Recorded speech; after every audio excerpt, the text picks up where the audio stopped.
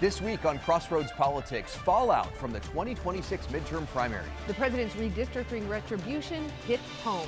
If it's all about authority and it's not for public service, then what's the point? The races that knocked down Indiana Republican leadership, the rare wins, and the races too close to call. And a surprising night for congressional incumbents across the board as Democrats and Republicans alike face fierce challenges. Plus, the nominees are set for a District 5 showdown that's already getting national attention. And should candidates be allowed to bet on their own races? We explore how the exploding world of prediction markets is coming to Hoosier elections on Crossroads Politics. Hey everybody, welcome to another Crossroads Politics here on WTHR Plus. We're glad you're with us. I'm Dustin Grove. And I'm Emily Longnecker. The 2026 Indiana primary is in the books, and it was one for the history books. Sure was. A multi-million-dollar campaign of political retribution paid off for President Trump. More than $13 million was poured into ads to try and unseat Republican state senators who opposed redrawing Indiana's House district maps. And it seems to have worked. At least 5 of those senators targeted lost their primaries, including some big names. Yeah, that includes Travis Holdman, the sitting majority caucus chair, and Jim Buck, who had held his seat for 32 years. I actually spoke to Buck on the phone Wednesday and to State Senator Greg Walker via Zoom, who said despite all that happened, he would do it all again. I cannot in good conscience support this bill going forward. That's Republican Senator Greg Walker this past December, speaking out on the Senate floor against redistricting.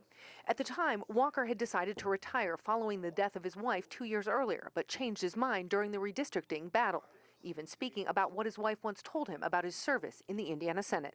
The political path that you took does not explain how it is you became a senator or how I've held the seat for 20 years. So she says, I know you have a purpose. Walker became one of 21 Indiana Senate Republicans who voted against redrawing Indiana's congressional districts mid-decade, ultimately defeating the measure called for by President Donald Trump, who then vowed political retribution to any Republican senator who had voted no. Now, a day after becoming one of 6 Republican incumbents to lose their Senate seat to a primary challenger backed by the president, Walker says he'd make the same choice all over again. Absolutely. No question. It was the right thing to do. Still the right thing to do. Walker's race, like the others with Republican incumbents who voted no on redistricting, saw millions of dollars in outside money pour in to try and defeat them with TV, digital, and mailer ads. I was a little surprised by just how much misinformation and just straight out lies that were said about me. People that I've known for years turned against me when I'm still the same guy I was when they first met me. And it was hard to see that, but that's the power of propaganda. Walker's challenger, Republican State Representative Michelle Davis, who was backed by President Trump, won with close to 60% of the vote. This was a referendum on the president, maybe a referendum on redistricting, and the Republican primary voters were very clear. They support the president. He's still incredibly popular. For Greg Walker, there's a bigger picture of what last night's defeat means for his party. I'm just disappointed in the fact that the Republican Party that I was raised to believe in, had convictions that it's the right policy, has turned to these kind of tactics in order to hold power. If it's all about authority and it's not for public service, then what's the point?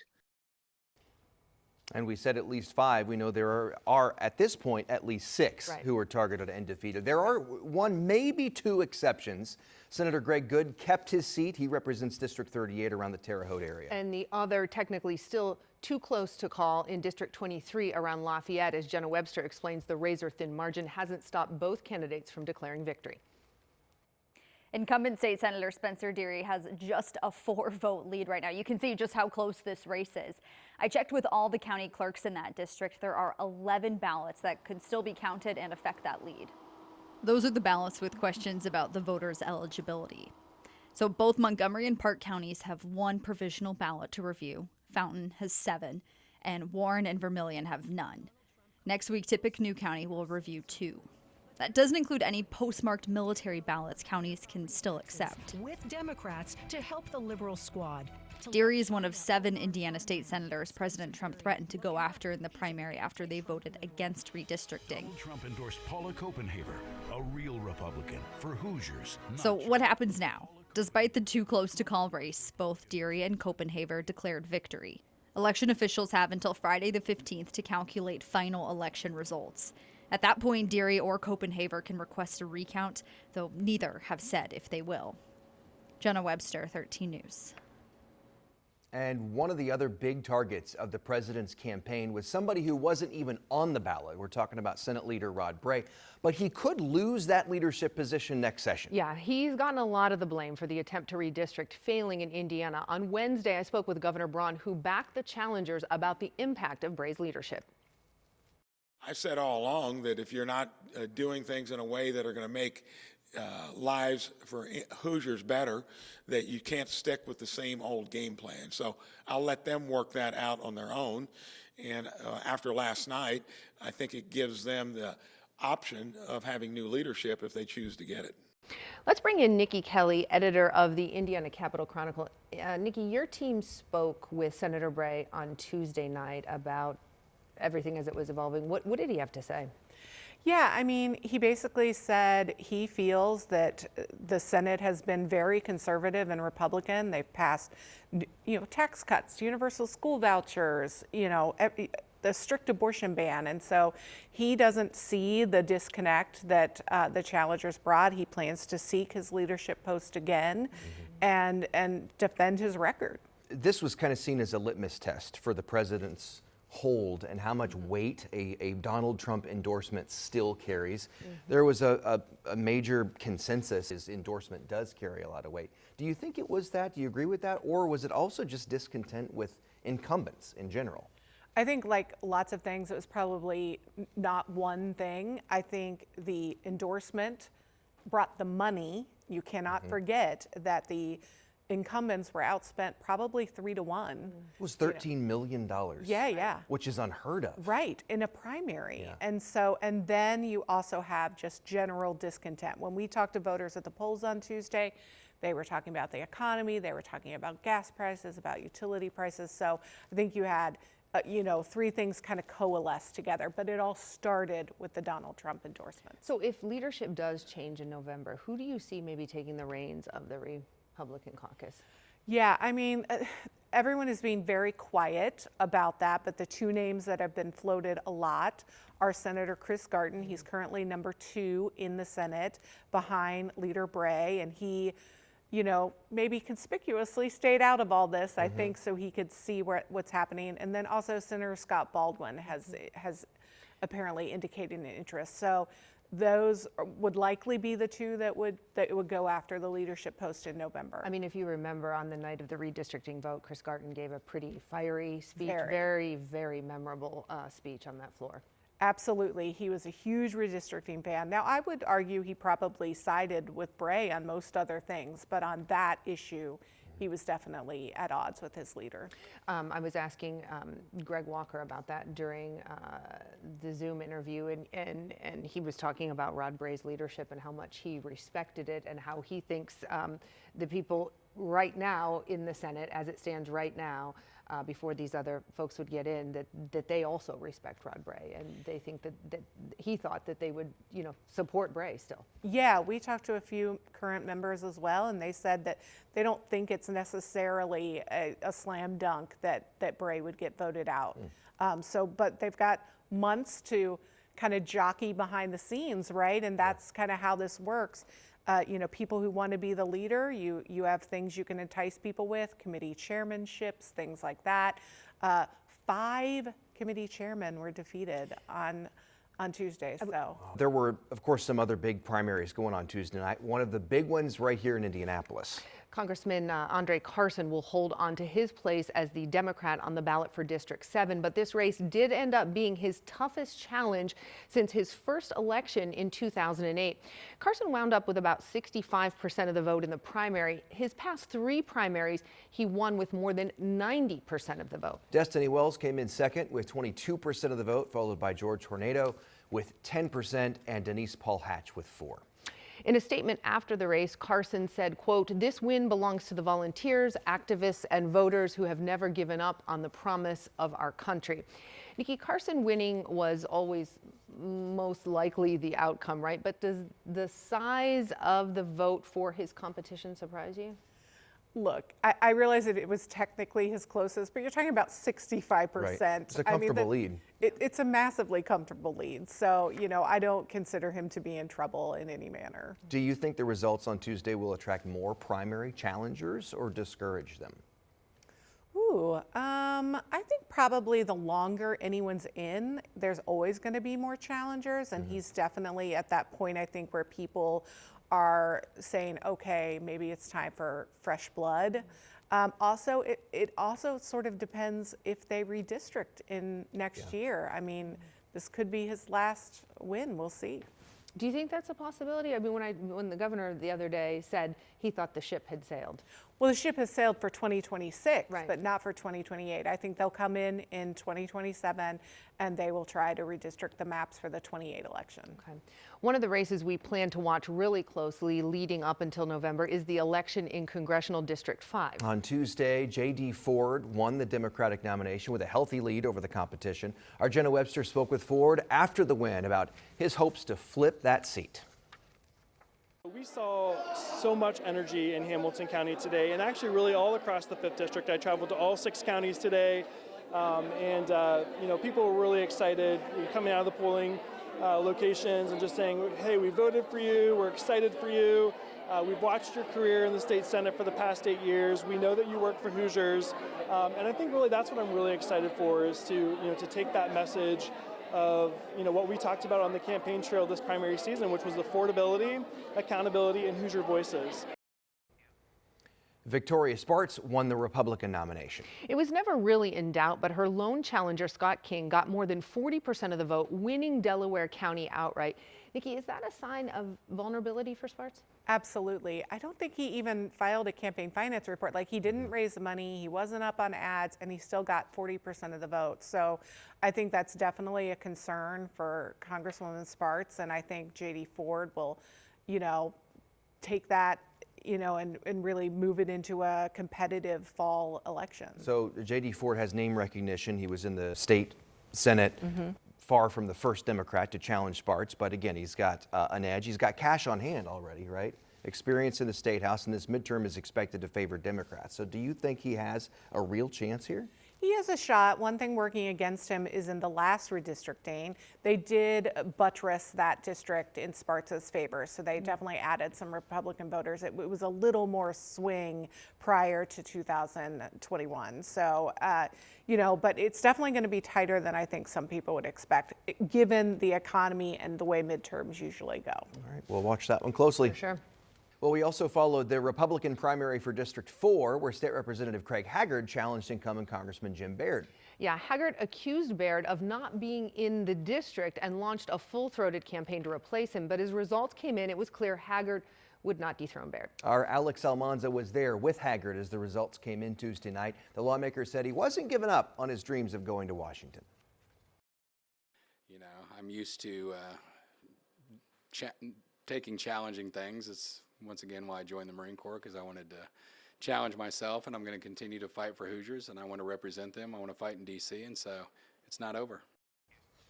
All right, so Nikki, on a night where many incumbents got into trouble, we saw the incumbents in Congress come out okay, but all of them faced maybe unexpected levels of discontent in both parties. In District 6, Jefferson Shreve had to be kind of sweating his race, right? The numbers we saw there. That's kind of a theme we saw in the races. And that's this anti-incumbent, fervor that we've got going, and it wasn't just in the Senate or the congressional races. So they need to watch out and not take anything for granted in the fall. I mean, people are looking at the economy right now. Affordability was a thing that we heard about a lot in these races. Yeah, and it's especially hard for Republicans in Indiana when you control everything on the state level like they do.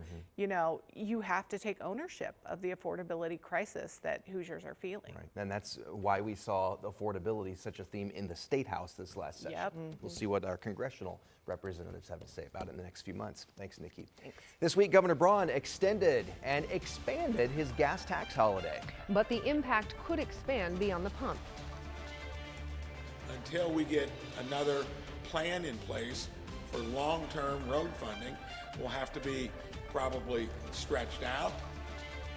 As gas prices remain high, the conflict with Iran could start impacting Indiana's roads. It's a Pandora's box in a way. But first, from football to the weather, you can bet on anything these days, right? We're going to tell you how it's impacting the world of politics next on Crossroads.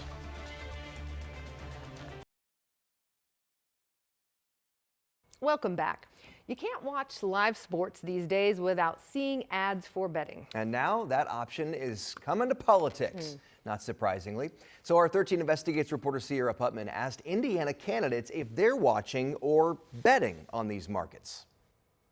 Hey Dan, have you heard of Kalshi? Popular prediction markets like Kalshi and Polymarket let you bet on just about anything.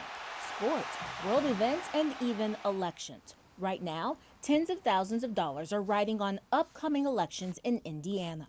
It's a Pandora's box in a way. Ball State political science professor Chad Kinsella says bets used to be reserved for big elections like presidents and never state-level races like these congressional primaries.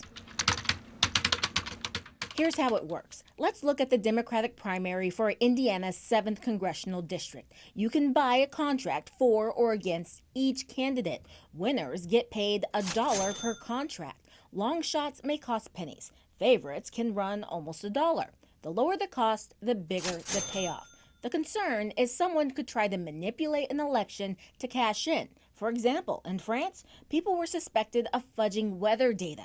Kinsella worries if left unchecked, betting could erode election integrity and voter confidence. Why is it wrong for a politician or a candidate to bet on themselves?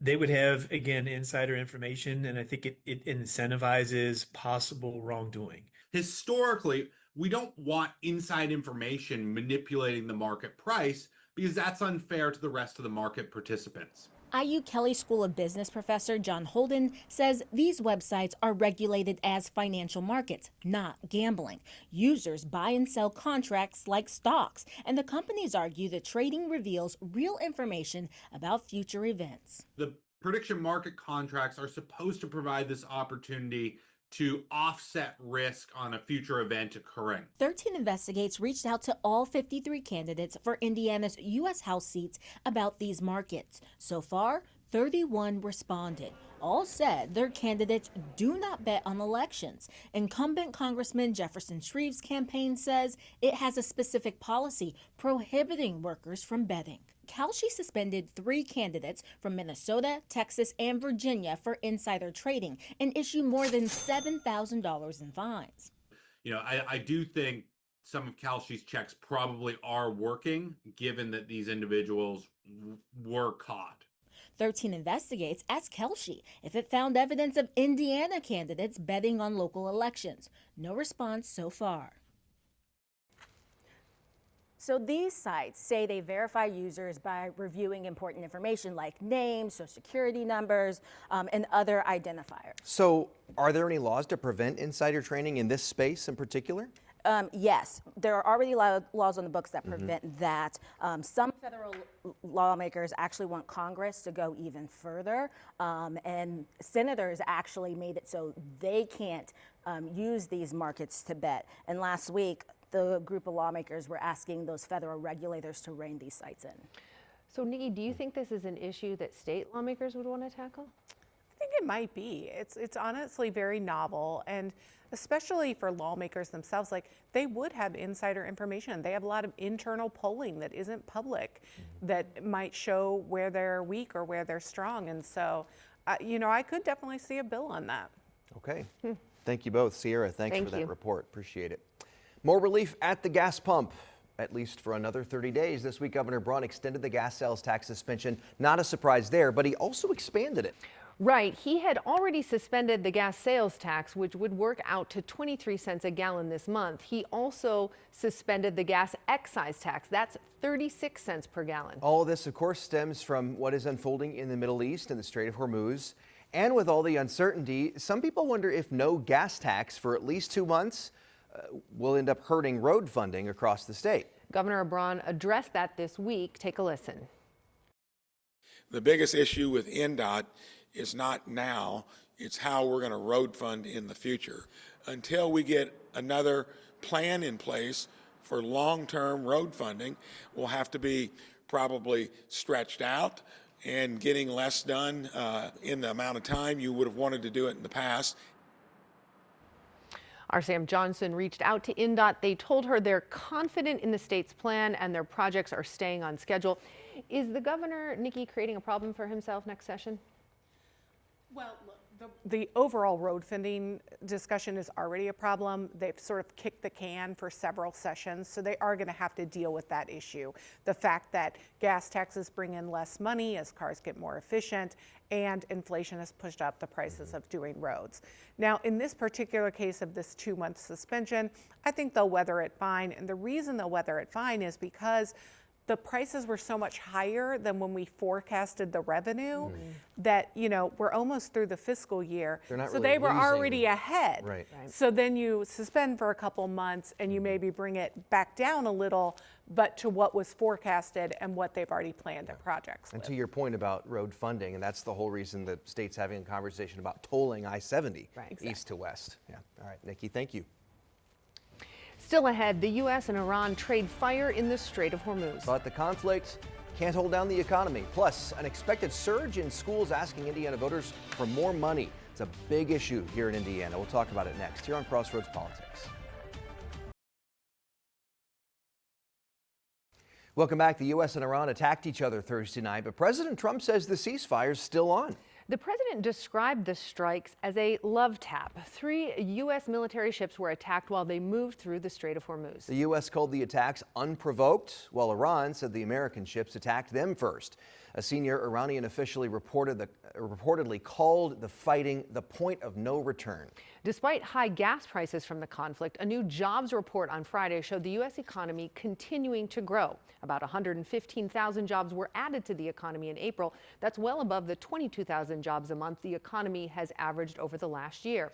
The unemployment rate is holding steady at 4.3%. Here in Indiana, schools are preparing what may be a record number of referenda. The Indiana Coalition for Public Education told our news gathering partners at the Capitol Chronicle as many as 100 public school districts could ask voters for more money this November. It's a reaction to last year's property tax reform, which means schools could lose $744 million through 2028. Many of these referenda used to come during May primaries, but changes to state law mean they have to be held during the higher turnout general elections. And Friday, State Senator Andrea Hundley announced she's running for mayor of Indianapolis. Hundley, a Democrat, will run against former City County Council President Vop Osili in the primary. Mayor Joe Hogsett has been non-committal on whether he will run for a 4th term. And that does it for this week's episode of Crossroads Politics. I'm Emily Longnecker. And I'm Dustin Grove. For Nikki and all of us here at 13 News, thanks so much for watching. We hope to see you next time.